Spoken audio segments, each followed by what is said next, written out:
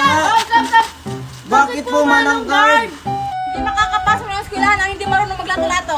Buti na lang talaga marunong maglato-lato. Ako rin, dinuruan ako ng lulo ko kagabi.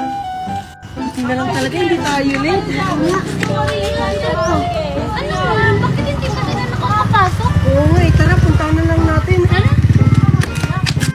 Sige, pila kayo. Pila muna kayo dyan. Pila. Maria, ano? Ayusin niyo yung linya. Pinapapila kayo dyan. Oo nga. Ay, hindi daw makakapasok ng school, Junjun, pag hindi marunong maglato-lato. Sige na, pila na kayo dito. Okay, kamaw na. Anong pangalan mo? Ako po si Danica. O sige, mag-start ka na. O sige po. O, very good. Pasok. O, ikaw naman. Wala. Sige, pasok. Okay, next. Pakaldagdag ka pa. Hindi mo naman nakakagwapo yan. Pasok. O, ikaw, Inday. Hindi po ako si Inday. Ako po si Mimay. Wala kang pakialam kung sino ka man. Tika, ba't hindi ka naka-uniform, ha? Ano naman po? Friday naman ngayon. Yung teacher nga namin walang panty. Sinita mo ba? Abo, sumasagot ka pa. Mag-start ka na maglato-lato dyan para makapasok ka na. Feeling principal. Oh, eto na. Anong klaseng lato-lato yan? Hindi ka makakapasok. Wait lang po. Marunong po talaga ako. Testing ko nga lang yun. Hindi ka talaga marunong. Bumalik ka na lang sa inyo. Pumasok ka na kapag marunong ka na maglato-lato. Marunong ko talaga ako. Nako, iha. Sisayang mga oras ko. Umuwi ka na. Anong gagawin ko? Ay, guard, si Mamo, yung crush mo! Hoy! Bumalik ka dito! Tignan mo, Junjun, ang galing ko na maglato-lato. O, diba? Ngayon ka pa niya natuto, laos na yan. Hinuhuli na nga ng mga pulis yung naglalato-lato ngayon Fake news ka naman, Junjun. Naiinggit ka lang kasi hindi ka marunong nito. Paano naman ako maiinggit sa'yo? May laruan din naman ako. Mas maganda pa dyan. Ha? Asan? Wala ka namang laruan. Siguro, invisible yung laruan mo. Kasi naiinggit ka lang. Invisible. Malamang hindi ko dala yung laruan ko. Pag nakita mo yung laruan ko, siguradong maiinggit ka sa akin. Iba na naman ako maiinggit. Yung wala yung laruan mo. Asan ba kasi yung laruan mo? Ipakita mo nga. Sige, kukunin ko sa bahay ha. Diyan ka lang ha. Huwag kang maiinggit ha. Sige, bilisan mo ha. Ano kaya yung laruan mo, Junjun? Siguradong maiinggit si Maria sa akin. Ano naman? Oh, yasa na yung laruan mong pinagyayabang mo? Oh, tingnan mo! Ang ganda ng laruan ko! Yan lang, water gun. May ganyan din naman ako sa bahay. Hindi naman to water gun, bubble guns to. Tingnan mo! Bubble gun daw. Wala namang bulang lumalabas. Sira na ata yan. Hindi to sira. Nakalimutan ko lang lagyan bala. Diyan ka lang, wait ka lang dyan ha. Oh, tingnan mo, hindi to sira. Oh, diba ang daming bubbles na lumalabas? Bili na kayo, lato-lato. Mura lang. Magpapamura kayo pag tinamaan. Bili na, lato-lato. Kaya parang Bubbles bubbles yan. Oh, sige, ito na. Thank you. Hala, yun. May nagbibenta ng lato-lato. Di ba sikat yan? Oo nga no. Kaso wala tayong perang pangbili. Kaya nga. Ay, may naisip ako. Ano yun? Ayaw po ba? Kumausap sa tindera, tapos ako na yung bahala sa pagkuha. Tapos pag may nakuha na ako, takbo na agad tayo. Sige, tara na.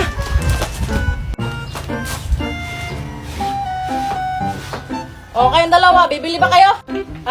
Ate, magkano po yung lato-lato nyo? Ay, mura lang yan. 25 pesos lang yan. Kaya bumili ka na. Ganun po ba? Ate, pwede bang 10 pesos na lang to? Maganda ka naman, te, oh. Tingnan mo, ang ganda-ganda ni ate. Ano ka bang bata ka? Maliit na bagay. Sige, kunin mo na 10 pesos na lang. Sige, te, wait lang. Ay, nakalimutan pala yung pera namin, te. Sige po, balikan na lang po namin. Oo nga. Sige, balik kayo ha. Yung mga bata talaga na yun, mga bolero. Oh, teka, ba't kulang yung lato-lato ko? Mami, kita ko kung sino yung kumuha ng lato-lato nyo. Gusto nyo kunin ko yun? Huwag na anak, ako nang bahala sa kanila. Ano pong gagawin nyo, Mami, sa kanila? Kunin mo anak ang guma sa box. Sige po, Mami.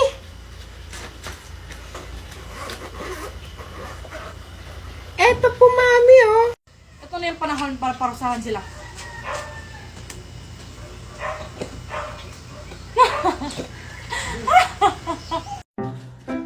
Teka, pila muna kayo dyan, pila. Madam Maria po.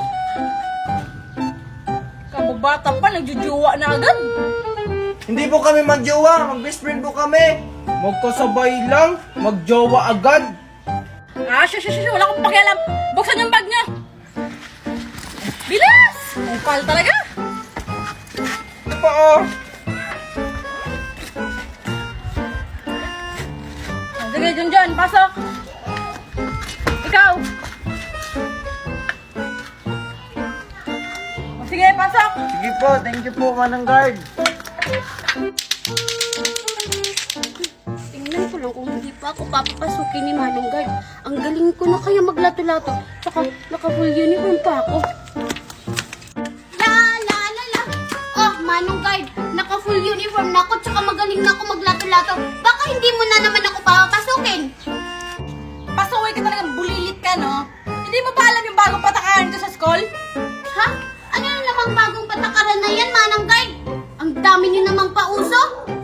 Aba, sumasagot ka pa. Gusto mo sumbong kita sa principal? Edi isumbong mo, ninang ko naman yung principal dito. Tsaka kung makaasta ka, parang ikaw yung may-ari ng school na to. Aba, pala talaga itong batang to. Tsaka, wala ka lang pakialam doon. Sinusunod ko lang yung patakaran dito sa school. Akin na nga yung lato-lato mo. Bawal na nga to eh. Hala, yung lato-lato ko. Diba nung nakaraang linggo, pinauwi mo ko dahil hindi ako marunong maglato-lato. Tapos ngayon, pinagbabawal nyo na. Abay, malay ko ba? Basta sinusunod ko lang yung patakaran dito sa school. Ano na ba to? Ay, Manong Guard, yung crush mo, oh! Ops! Di mo na ako maloloko. Kala mong bata ka, makukuto mo na naman ako? Hindi mo talaga ako papapasukin, ha? Ipagkakalat ko sa buong school na crush mo si Ma'am. Ikaw, hindi ka talaga mabiro eh. Sige na, pumasok ka na dito. Yay! Thank you, Manong Guard! Ang bilis mo talagang makata! Oh, bili na kayo. Plastic balloon. 1 taon to, hindi pumuputok. Dali na, bili na kayo, bili na. Bili na kayo. Plastic balloon, bili na. May plastic balloon na nagbebenta. Total, 100 pesos naman yung baon ko. Bibili na lang ako. May tira pa naman to para sa recess. Oy, Junjun, halika dito, bumili ka. Alam ko, marami kang baon. Dali. Opo, kaya nga po ako pumunta dito kasi bibili po ako ng plastic balloon. Magkano po isa niyan? Ay, mura lang to, Junjun. 100 yung isa. Ha? 100 ang isa? Ang mahal naman ng plastic balloon nyo. 3 pesos lang naman yan eh. 100 na nga lang yung baon ko eh. Hindi mo ba alam, Junjun, na itong plastic balloon na binibenta ko ay gawa sa Orocan plastic? 1 taon to bago pumutok. Yung 3 pesos na sinasabi mong plastic balloon, pumuputok agad yun. Talaga lang ha, 1 taon bago pumutok yan. O sige, bili ako ng isa, yung kulay green. Magtitiis na lang ako sa school na hindi kumain sa recess. Salamat, nakabenta na rin ako. Oh, ito po yung bayad ko. Siguraduhin mong 1 taon bago pumutok to ha. Sige nga, papalubuhin ko to kung 1 taon bago pumutok.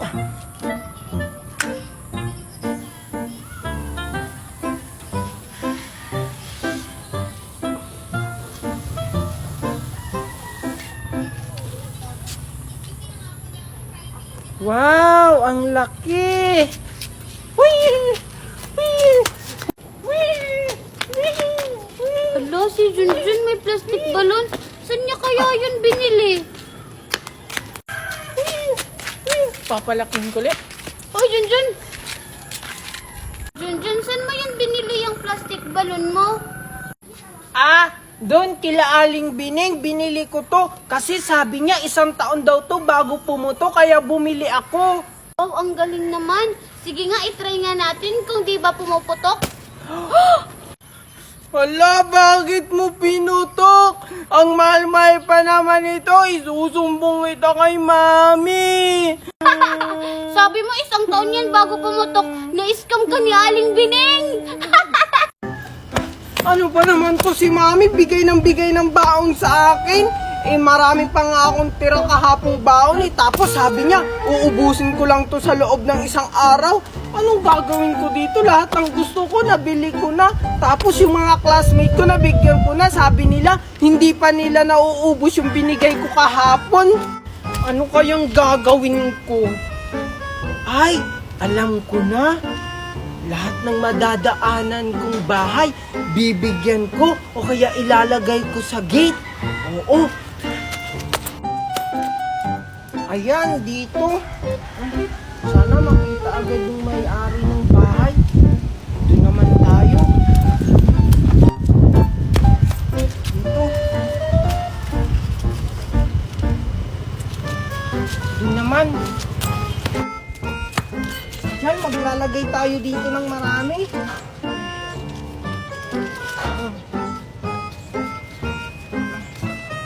Para mabilis makita. La, la, la. Hala, may pera. Kanino kaya to? Ay, alam ko na. Panigurado kay Junjun to. Tinatapon niya na lang yung pera niya kasi ang dami niya ng baon. Ayun, may pera pang nakakalat sa kalsada. Pulutin ko na nga lang. Ito pa. Saka ito pa. Ay, grabe na talaga si Junjun. Pati ba naman sa gate ng bahay, nilalagyan niya na ng pera? Wow! Ito pa. Nakakapagod. Ang dami-dami ko pang pera, hindi pa nauubos. Pumasok na nga lang ako sa school. Baka mali pa ako. Ay! Ano ka ba naman, Junjun? Hindi ka naman tumitingin sa dinadaanan mo. Ayan, tuloy na tumba ko. Hindi ko naman sinasadya, Mimay. Eh bakit kasi namumulot ka pa ng perang tinatapon ko? Eh di ba binigyan na kita kahapon? Ibigay mo na lang yan sa iba. Ay, ubos na kasi, Junjun. Binili ko kasi kahapon ng maraming pagkain. Ay, grabe ka naman. Inubos mo agad yung 50k na binigay ko sa'yo? Oo, naubos ko agad yun. Aray, tingnan mo, Junjun. Nagasgasan tuloy ako. Mag-sorry ka, mag-sorry ka.